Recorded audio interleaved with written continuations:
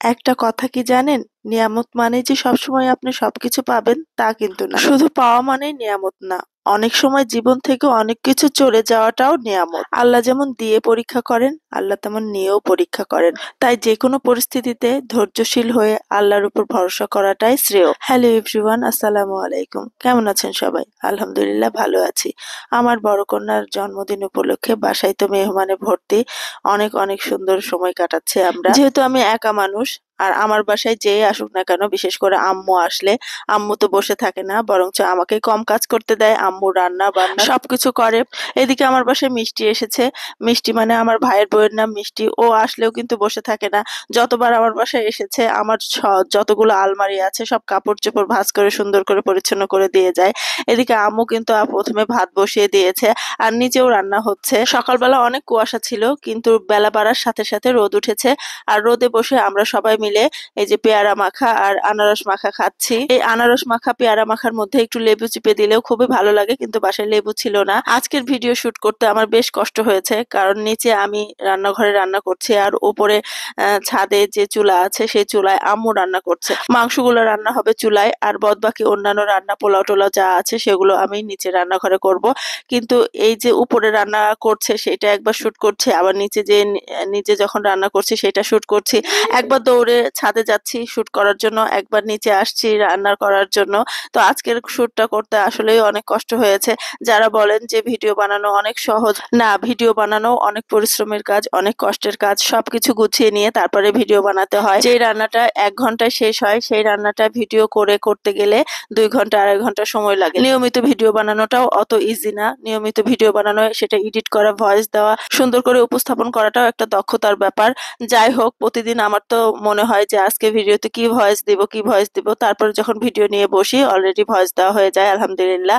এদিকে আম্মু দেশি মুরগিটা মাখিয়ে বসি, আর আমি নিচে এসে পুঁই শাকের মিচুরি ভাজি আর পোলাও রান্না করব। তাই আরেকটা চুলায় পোলাওয়ের চাল ভাজার জন্য পেঁয়াজ ভেজে নিচ্ছিলাম।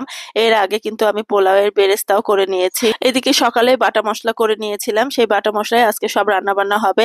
আমি পেঁয়াজটা একটু ভেজে নিয়ে এখানে আদা বাটা রসুন বাটা দিয়ে দিলাম, তারপরে চাল দিয়ে দিয়েছি। এখন গাজর আর মটরশুঁটি দিয়ে নিলাম। গাজর আর মটরশুঁটি যদি পোলাওয়ে দেওয়া হয় তাহলে লাল সবুজ দেখা যায়, আর বাচ্চারা তখন ওইটা দেখেই খাওয়ার প্রতি আগ্রহী হয়। পোলাওটা হালকা ঝাল ঝাল হবে, তাই আমি কয়েকটা মরিচ কেটে দিয়ে দিলাম।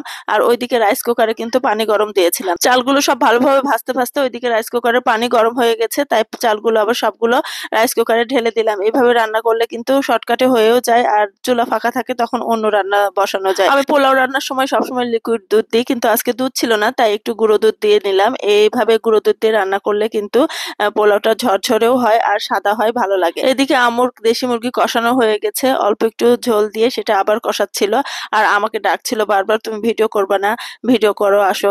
আর আম্মু কিন্তু আমাকে অনেক সাপোর্ট করে। আম্মু অনেক বোঝে যে এই তো আমি ভিডিও বানাই, সেই জন্য আম্মু সবসময় ভিডিও করার জন্য ডাকে। অলরেডি সব মশলাপাতি দিয়ে সরিষার তেল আর সয়াবিন তেল দুটোই আমরা হাঁসের মাংসতে দিই, তো আম্মু দিয়ে দিল, দিয়ে এখন মাখিয়ে বসিয়ে দিবে, মানে মাখিয়ে রাখবে। কিছুক্ষণ পর যখন দেশি মুরগিটা হয়ে যাবে তখন আবার হাঁস রান্না করবে। তো হাঁসটা এখন মাখিয়ে রেখে দিল। ওদিকে গ্যাসে রান্না করছি, আবার ওইদিকে ছাদের উপরে চুলায় রান্না করছি। এই জন্য আমাদের রান্না বান্না কিন্তু খুব দ্রুত হয়ে গিয়েছে, কিন্তু আমার দৌড়ানির উপরে থাকা লেগেছে। একবার ছাদে ভিডিও করছিলাম, একবার নিচে এসে ভিডিও করছিলাম।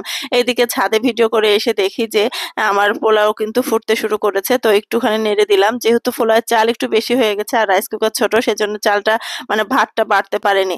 ওইদিকে আম্মুর মুরগির মাংস রান্না করা অলরেডি কমপ্লিট, তারপরে হাঁসের মাংস রান্না করছিল। আমাকে আবার ডাকছে যে আসো ভিডিও করো, তো আবার দৌড় দিয়ে গিয়েছি হাঁসের মাংসটা একটু ভিডিও করার জন্য। আর এইভাবে সব ভিডিও কিন্তু নেওয়া সম্ভব হয়, দৌড়াদৌড়ি করে যতটুকু ভিডিও নেওয়া সম্ভব নিয়েছি। এর মাঝে আমি গ্যাসের চুলায় বেগুন ভাজা করেছি, মাছ রান্না করেছি, আর পুঁই শাকের মিচুরি ভাজি করা হয়ে গিয়েছে। তারপরে সব খাবারগুলো একসাথে আমি টেবিলে সার্ভ করলাম। আমার শ্বশুর আব্বু থেকে শুরু করে পরিবারে যারা যারা ছিল সবাইকে আগে খাইয়েছি, আর পরে আমি, আম্মু আর মিষ্টি খেয়েছি। তো আজকের ভিডিওটা এই পর্যন্ত। সবাই ভালো থাকবেন, সুস্থ থাকবেন। আজকে বিদায় নিচ্ছি। আল্লাহ হাফিজ।